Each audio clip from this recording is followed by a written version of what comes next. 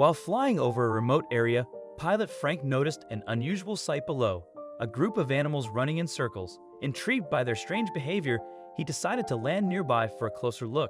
As he approached the animals, his stomach dropped. Frank was a hobby pilot and owned his own helicopter. Every weekend, he would fly around, enjoying the views. Curious to see more, he lowered his helicopter a bit further. That's when he realized it was a large group of animals running in circles.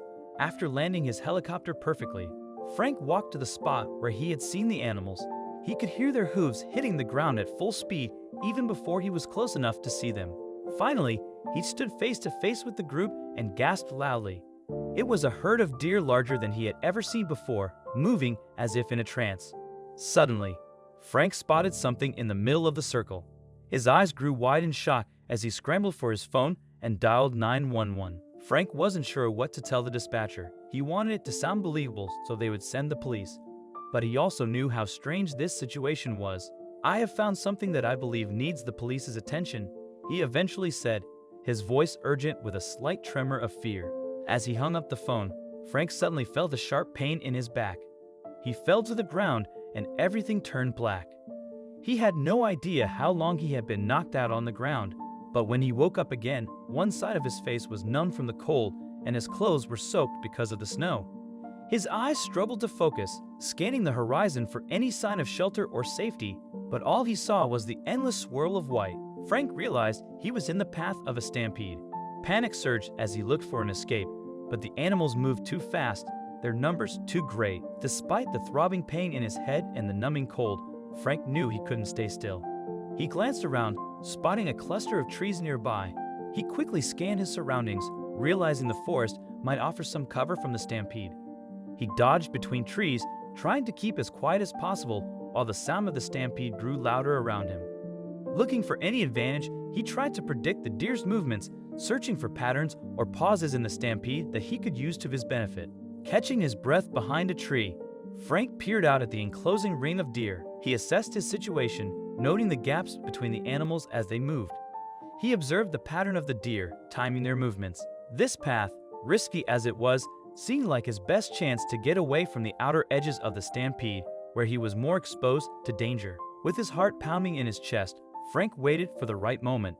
As soon as a gap widened, he seized his chance, pushing off from the tree. He sprinted with all of his might towards the center, dodging the startled deer. His legs pumped furiously, driven by a burst of adrenaline. Reaching the relative calm of the center, Frank allowed himself a moment to catch his breath. The difference was startling. The frenzied motion and noise of the stampede were now at a distance, surrounding Frank but not engulfing him. Frank's initial panic morphed into decisive action when he spotted a huddled form near a tree. The figure was still, almost blending into the snowy background. The urgency to find out more pushed Frank forward despite the uncertainty and potential danger of the situation. As Frank neared the figure, he could see it was a man, unconscious and looking worse for wear. The man's presence confirmed Frank wasn't alone in this ordeal. He knelt beside him, checking for any signs of life. This discovery was a grim reminder of the situation's gravity, showing that the stampede had affected more than just himself. The sight of the injured man stirred a sense of urgency in Frank. He couldn't just leave him there. The man needed help. Frank looked around for anything he could use as a makeshift stretcher or for any sign of a path they could take to safety. With determination, Frank prepared to move the man to a safer location, knowing that staying put was not an option. Frank started dragging the man towards the center of the circle, a place he deemed relatively safer. Each movement was calculated, ensuring they remained as hidden as possible from whatever dangers lurked. Frank, thinking quickly, tore pieces from his clothing to create makeshift bandages for the injured man. He carefully wrapped the wounds, trying to stop any bleeding and offer some protection against the cold. The injured man stirred slightly, a faint murmur escaping his lips. This small sign of life was a monumental victory for Frank, who had been working tirelessly to keep them both alive. Frank noticed a change in the deer's behavior. They seemed to slow down, their circling less frantic. He wondered if they sensed something he didn't. Suddenly, the distant sound of sirens cut through the silence, a beacon of hope in the snowy expanse.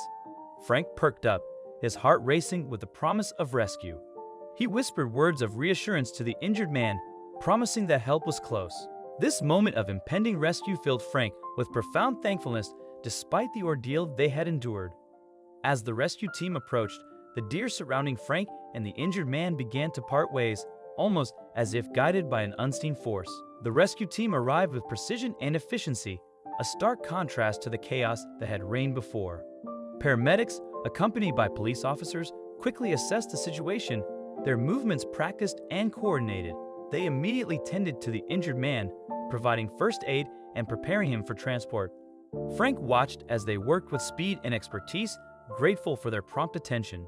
Police officers questioned him briefly, ensuring his well-being and gathering information about their ordeal. The seamless transition from survival mode to receiving professional care was both surreal and comforting for Frank. It was a moment of realization that there is much more to nature and the natural world than meets the eye, a lesson he would carry with him long after the rescue. As the injured man regained consciousness, he shared his story with Frank and the rescuers. He revealed that he was a local deer farmer and that the stampede was actually a protective act by the deer against a wolf threat. This explanation shed light on the mysterious behavior of the deer, offering clarity and a deeper understanding of the events that had unfolded. After the commotion settled, the farmer, now on his feet, turned to Frank with a look of profound gratitude. He extended an invitation to his farm, a gesture symbolizing not just thanks, but an offer of friendship. The day's events concluded with a note of optimism. Despite the challenges faced, the strength found in adversity and the unexpected bonds formed were a beacon of hope.